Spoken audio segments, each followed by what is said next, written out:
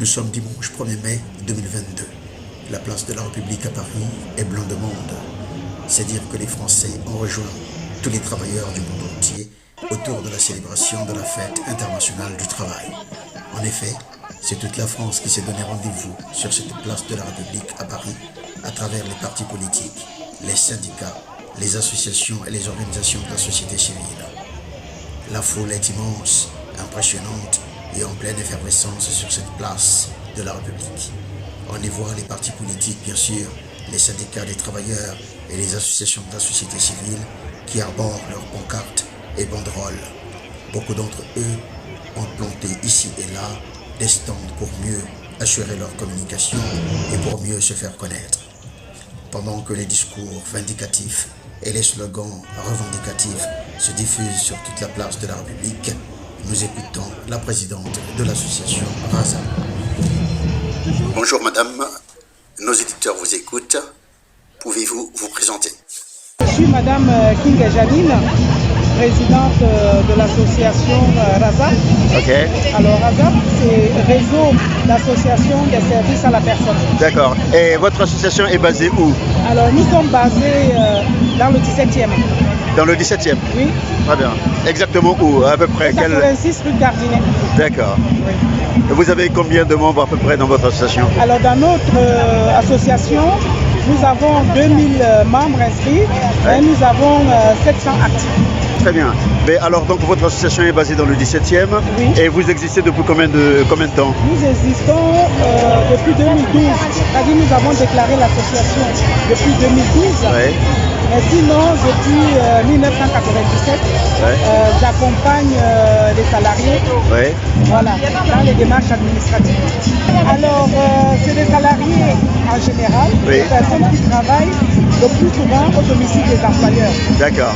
Alors, il est vrai que les personnes qui travaillent au domicile des employeurs, le plus souvent, ce sont des personnes issues de l'immigration. D'accord. Donc, c'est des personnes de fois qui ont du mal, parce que la langue, il y a la barrière de la langue. Voilà. Donc, elles ne connaissent pas beaucoup leurs droits. D'accord. Donc, à travers la CGT, parce que je représente aussi... vous êtes syndicaliste aussi? Je suis syndicaliste. D'accord. Oui.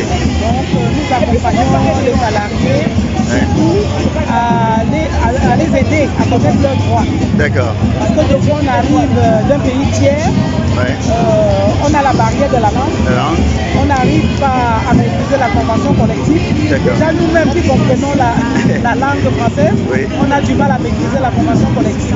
Voilà. Donc, on essaye d'apprendre à faire connaître les droits à ces salariés. Exact. Voilà. Pour éviter qu'ils se fassent, comment on peut dire ça, exploiter. Exploiter, voilà. Parce qu'il y a beaucoup d'exploitation dans ces métiers. Effectivement, une association comme la vôtre doit servir d'école à de nombreuses personnes travaillant dans le secteur de l'aide à la personne concernant les questions ayant trait au droit du travail, mais aussi à toutes les questions administratives qui peuvent se poser à elles. En effet, est-ce que vous pouvez nous dire exactement, de manière synthétique, l'objet de votre association? Le but vraiment de l'association, c'est d'aider les salariés à connaître leurs droits, déjà, et de se rencontrer, l'entraide entre nous. Parce qu'il faut savoir qu'on est seul face à son employeur. Voilà. Donc l'idée c'est ça, c'est d'avoir une oreille. Parce que en tant que président, je sers un peu de vecteur entre les salariés par exemple et les syndicats. Je sers un peu je suis médiatrice.